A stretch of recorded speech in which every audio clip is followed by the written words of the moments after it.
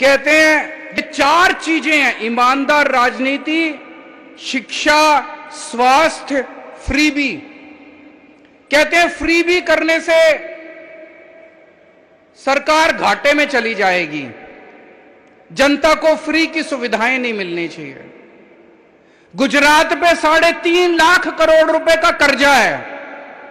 गुजरात सरकार ने तो आज तक कुछ भी फ्री नहीं दिया, फिर ये कर्जा कहां से चढ़ गया जी?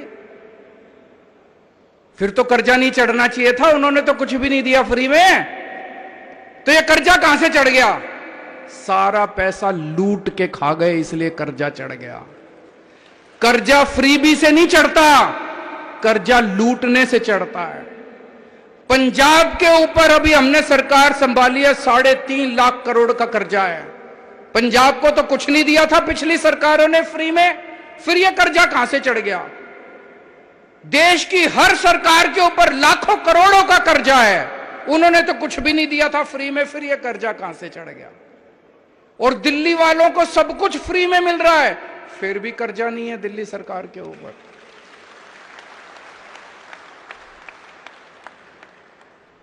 तो फ्री भी देने से कर्जा नहीं चढ़ता, फ्री भी देने से सरकारें घाटे में नहीं जाती। 2 किस्म की राजनीति है, एक वो जो सरकारों को लूटते हैं, देश को लूटते हैं, पैसा कमाते हैं, भ्रष्टाचार करते हैं, अपने परिवार के घर भरते हैं, 7 पुश्तों तक इन्होंने पैसे कमा रखे हैं, 7 पुश्तें इनकी घर बैठ के खाएंगी। और दूसरी वो राजनीति है जो फ्री में देती है सब कुछ जनता के भले के लिए, ईमानदार राजनीति है। कोई नेता अगर देश के अंदर खड़ा होके कहे कि मेरे को फ्री की रेवड़ी के खिलाफ हूं, समझ जाओ उस नेता की नीयत खराब है, वो नेता भ्रष्टाचारी है। कोई नेता अगर देश में देखो कि वो कह रहा है फ्री की रेवड़ी खराब है, जनता को फ्री की सुविधाएं नहीं मिलनी चाहिए, सरकार घाटे में चली जाएगी, समझ जाओ उसकी नीयत खराब है। वो अपने दोस्तों के कर्जे माफ करना चाहता है, अपने परिवार के घर भरना चाहता है, जनता को लूटना चाहता है, एमएलए खरीदना चाहता है, वो देश का बेड़ा गर्क करना चाहता है। ये एक आज टेस्ट लेके चले जाना, जो नेता कहे जनता को फ्री की सुविधाएं मिलनी चाहिए वो नेता ईमानदार, जो नेता कहे जनता को फ्री की सुविधाएं नहीं मिलनी चाहिए वो नेता बेईमान और भ्रष्टाचारी और गद्दार। और ये चारों चीजें जनता को बहुत पसंद आ रही हैं, और इसी वजह से दिल्ली में हमारी 3री बार सरकार बनी, पंजाब में हमारी सरकार बन गई, और अब गुजरात के अंदर हमारी सरकार बनेगी। अब ये आम आदमी पार्टी को रोकना चाहते हैं, कैसे रोकें? तो अब इन्होंने मिलके खूब प्लानिंग करी है, आम आदमी पार्टी को कुचल दो, आम आदमी पार्टी को क्रश कर दो, चारों तरफ से घेर लो इनको, आम आदमी पार्टी को क्रश कर दो। झूठे आरोप लगाए जा रहे हैं, हमारे दिल्ली के एमएलए के ऊपर 169 केस हो चुके, अभी तक 169 केस, 169 केसेस, एक केस में भी सजा नहीं हुई है, एक में भी। 169 में से 135 केस बाइज्जत बरी हो गए, 34 केस बचे। इससे क्या पता चलता है? ये लड़ाई भ्रष्टाचार के खिलाफ नहीं लड़ रहे, ये आम आदमी पार्टी को कुचलने की साजिश कर रहे हैं। एक केस में तो सजा हो जाती, 169 में से 20, 25, 30 केस में सजा होती, 40 केस में सजा होती, हम सोचते भाई कुछ गड़बड़ है, हमारे एमएलए भ्रष्ट हैं। 169 में से एक केस में सजा नहीं हुई, 135 में बरी हो गए, 34 पेंडिंग है, उसमें भी बरी हो जाएंगे। इसका मतलब है जो लाल किले के ऊपर खड़े होकर कहते हैं ना मैं भ्रष्टाचार के खिलाफ लड़ रहा हूं, भ्रष्टाचार के खिलाफ नहीं लड़ रहे, आम आदमी पार्टी के खिलाफ लड़ रहे हैं। ये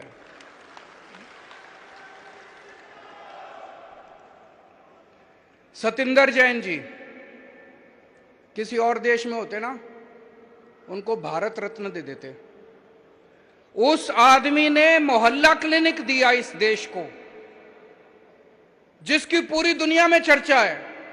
यूएन के सेक्रेटरी जनरल ने आके कहा कि मोहल्ला क्लिनिक सारी दुनिया को अपनाना चाहिए। उस आदमी ने फ्री बिजली का इजाद किया। उसी ने निकाला आइडिया कि बिजली फ्री भी दी जा सकती है। उस आदमी ने पूरी दिल्ली को फ्री इलाज दिया।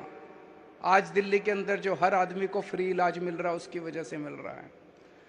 उसको 3 महीने से इन्होंने जेल में डाला हुआ है और अभी पिछले 3 सुनवाई से जज बार बार पूछ रही है सीबीआई वालों से, ईडी वालों से, भाई कोई सबूत तो दिखा दो, इसका कसूर क्या है। पढ़ा होगा आपने अखबारों में। जज ने 3 हेयरिंग में पूछा कि कोई तो सबूत दे दो, एक तो सबूत दे दो इसके खिलाफ। वो एक भी सबूत केंद्र सरकार नहीं दे पाई। तो 3 हेयरिंग के बाद केंद्र सरकार आके कहती है ये जज अच्छा नहीं है, जज बदलो। शर्म की बात है। ये हो क्या रहा है इस देश, ये देश के अंदर हो क्या रहा है। कहते हैं जज अच्छा नहीं है, जज बदलो। और अब इन्होंने एक और नया पैंतरा शुरू कर दिया। सतिंदर जैन के घर रेड मारी, कुछ नहीं मिला। उसी दिन इन्होंने किसी और ज्वेलर के यहां रेड मारी, उसके यहां कैश मिला। बोले सतिंदर जैन के सहयोगी के यहां कैश मिला। रे काहे का सहयोगी, कोई जान ना पहचान, किसी अरे गहरे के यहां रेड मार देते हो। अब कह रहे हैं मनीष के साथ भी यूं ही करेंगे। मनीष के यहां कुछ नहीं मिला इनको। मनीष के घर रेड मारी, बोले 144 करोड़ रुपए खा गया, कोई बोला 1000 करोड़ रुपए खा गया। कपड़े देख लो इसके।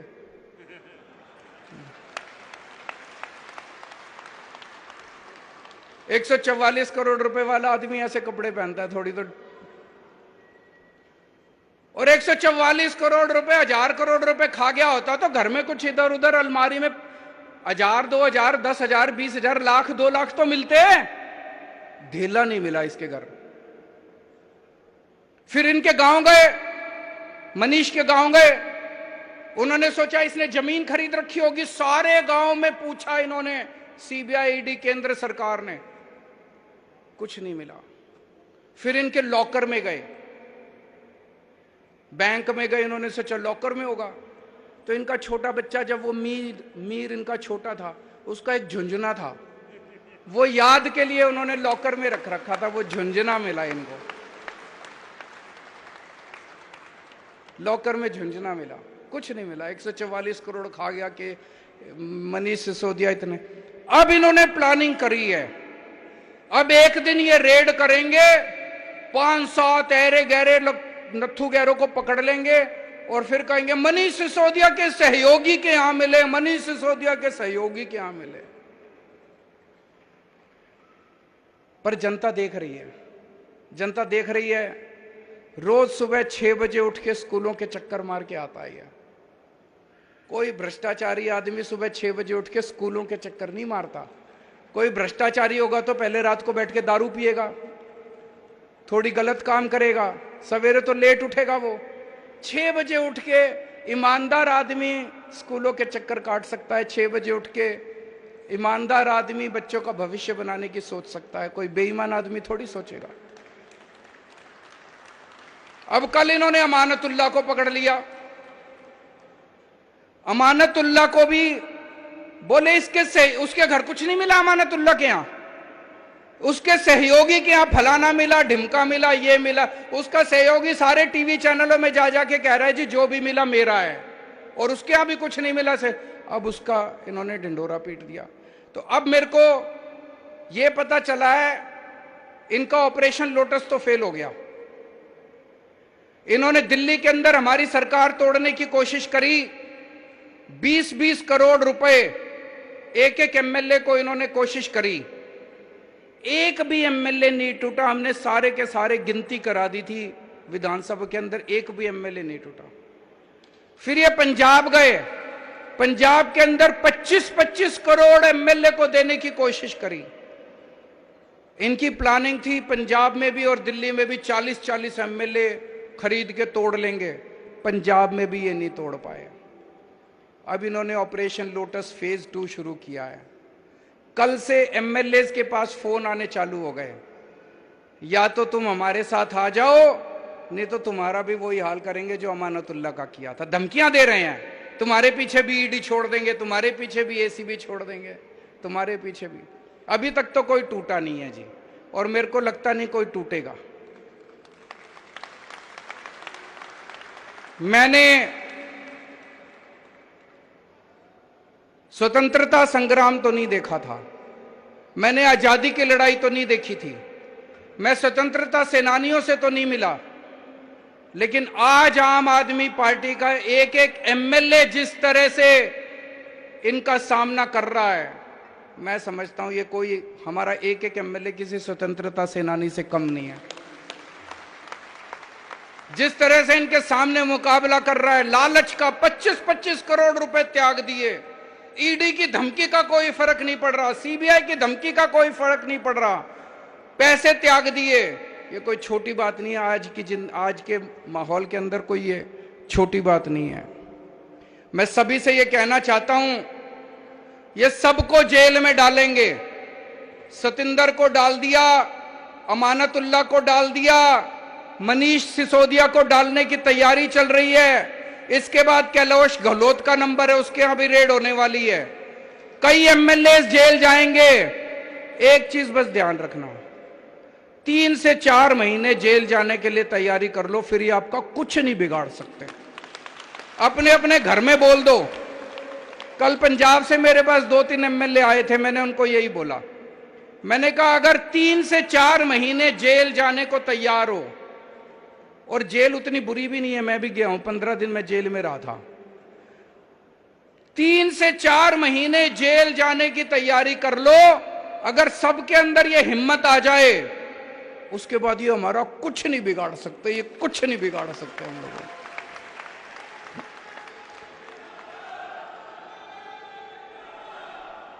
इन्होंने अभी तक पूरे देश में 285 एमएलए खरीदे हैं, 285 एमएलए।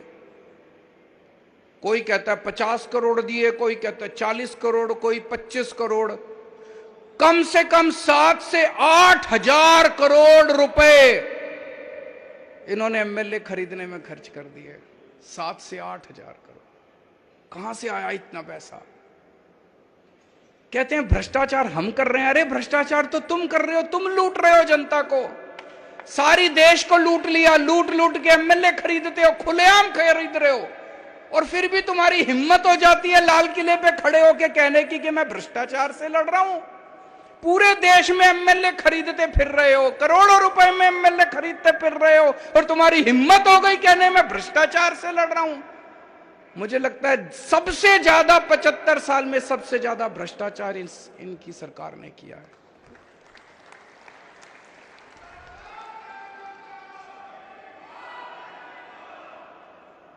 आजकल ये मीडिया को भी खूब धमकियां दे रहे हैं। गुजरात में इन्होंने इतनी धमकी दी, इतनी धमकी दी, किसी भी आम आदमी पार्टी वाले को डिबेट में नहीं बुलाना। शाम को डिबेट होता है, डिबेट में चर्चा होती है कि मनीष सिसोदिया ने भ्रष्टाचार किया कि नहीं किया, और उसमें आम आदमी पार्टी वालों को नहीं बुलाते। कांग्रेस और बीजेपी वाले आपस में बैठ के चर्चा करते हैं। ये कैसे हो सकता है? ऐसे धमकियां दे रखी हैं वहां पे। गुजरात में किसी अखबार में हमारा कुछ नहीं छपता, और फिर भी गुजरात के अंदर बल्ले बल्ले हो रही है, चारों तरफ आम आदमी पार्टी की चर्चा हो रही है, सोशल मीडिया से। सोशल मीडिया से प्रधानमंत्री के दफ्तर में एक सज्जन काम करते हैं, मीडिया एडवाइजर हैं शायद, हिरेन जोशी जी मीडिया एडवाइजर है। हिरेन जोशी जी हैं, एक मीडिया एडवाइजर हैं प्रधानमंत्री के। मेरे को कई एडिटर्स दिखा रहे थे, बड़े बड़े चैनलों के, हमारे देश के बड़े बड़े चैनलों के मालिक, उनके एडिटर्स, उनको क्या गंदी गंदी गालियां लिख के भेजते हैं वो। केजरीवाल को दिखाया तो ये कर देंगे, केजरीवाल को दिखाया तो वो कर देंगे, आम आदमी पार्टी को दिखाने की जरूरत नहीं है, आप अपने चैनल का दुरुपयोग कर रहे हो, हम तुम्हारा ये कर देंगे, वो कर देंगे, फलाना कर। क्या धमकियां दे रहे हैं वो? ऐसे देश चलाएंगे? ऐसे धमकियां देंगे? फिर फोन कर करके धमकियां देते हैं। मैं आज यहां से हिरेन जोशी जी को एक ही चीज कहना चाहता हूं, अगर किसी ने आपके स्क्रीनशॉट जो जो आप इनको मैसेज भेज रहे हो इन्होंने सोशल मीडिया में डाल दिए, आप भी और प्रधानमंत्री जी शक्ल दिखाने लायक नहीं बचोगे इस देश के अंदर। और ये जो आप धमकियां देते हो ना, कईयों ने रिकॉर्डिंग करके रख रखी है आपकी, अगर किसी दिन किसी ने आपकी रिकॉर्डिंग सोशल मीडिया में डाल दी, शक्ल दिखाने लायक नहीं बचोगे। बंद करो ये गंदगी, बंद करो इस तरह से मीडिया को धमकाना। और अब केवल मीडिया के भरोसे नहीं रहा, देश ने सोशल मीडिया के ऊपर, जनता अब सोशल मीडिया के ऊपर आ गई है। सोशल मीडिया के जरिए ऐसे देश आगे नहीं बढ़ेगा दोस्तों। हम सबको मिलके भारत को दुनिया का नंबर 1 देश बनाना है। बनाना है कि नहीं बनाना है?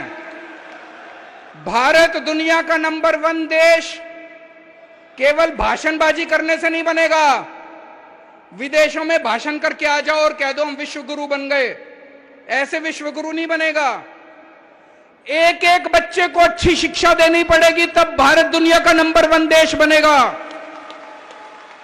भारत को दुनिया का नंबर 1 देश कोई एक आदमी नहीं बनाएगा। जब इस देश का एक एक बच्चा अच्छी शिक्षा पाएगा, तभी भारत दुनिया का नंबर 1 देश बनेगा। मेहनत करनी पड़ेगी उसके लिए, मेहनत करनी पड़ेगी उसके लिए। अभी प्रधानमंत्री जी ने ऐलान किया कि 14,500 सरकारी स्कूल ठीक करेंगे। बहुत अच्छी बात है, मैंने बधाई दी उनको। पर 5 साल में 14,500 सरकारी स्कूल ठीक करोगे? देश में 10.5 लाख सरकारी स्कूल हैं। सारे स्कूल ठीक करते करते तो 500 साल लग जाएंगे। अब ये देश रुकने को तैयार नहीं है, देश बेचैन है, देश बहुत बेचैन हो रहा है। 5 साल में सारे सरकारी स्कूल ठीक करने हैं। देश मांग कर रहा है कि अगर दिल्ली के सारे सरकारी स्कूल 5 साल में ठीक हो सकते हैं, अगर पंजाब के सारे स्कूल 5 साल में हम ठीक करके दिखाएंगे, तो पूरे देश के सारे सरकारी स्कूल 5 साल के अंदर ठीक हो सकते हैं। पैसा है, पैसा है। पैसे की लूट बंद करो, पैसे की लूट बंद होगी, सारे सरकारी स्कूल ठीक हो जाएंगे। और अगर सारे सरकारी स्कूल ठीक हो गए, तो भाई साहब एक एक बच्चा मेरे देश का कोई इंजीनियर बनेगा, कोई वकील बनेगा और अपने घर की गरीबी दूर करेगा। 5 साल के अंदर हम देश की गरीबी दूर कर सकते हैं। दूसरी चीज, अगर अपने को भारत को दुनिया का नंबर 1 देश बनाना है, हमें अपने सारे लोगों के लिए अच्छा और फ्री के इलाज का इंतजाम करना पड़ेगा। खूब अस्पताल बनाने पड़ेंगे, सरकारी अस्पताल अच्छे करने पड़ेंगे। सबके लिए, चाहे अमीर हो चाहे गरीब हो, अच्छे इलाज का इंतजाम करना पड़ेगा। करना पड़ेगा कि नहीं करना पड़ेगा? तीसरी चीज, हर बच्चे के पास रोजगार होना चाहिए। बेरोजगारों की सेना से भारत दुनिया का नंबर 1 देश नहीं बन सकता। हर बच्चा रोजगार के साथ हो, उसकी भी पूरी प्लानिंग हम लोगों ने की हुई है। चौथी चीज, महिलाओं को सुरक्षा मिले और महिलाओं को बराबरी का अधिकार मिलना चाहिए। अगर महिलाएं हमारे साथ कंधे से कंधा मिला के नहीं चलेंगी, तो भारत दुनिया का नंबर 1 देश नहीं बन सकता। 5वीं चीज, किसानों को अपनी फसलों का पूरा दाम मिलना शुरू हो जाए। एक बार में पूरे देश का, रूरल इंडिया जितना गांव देहात है सारा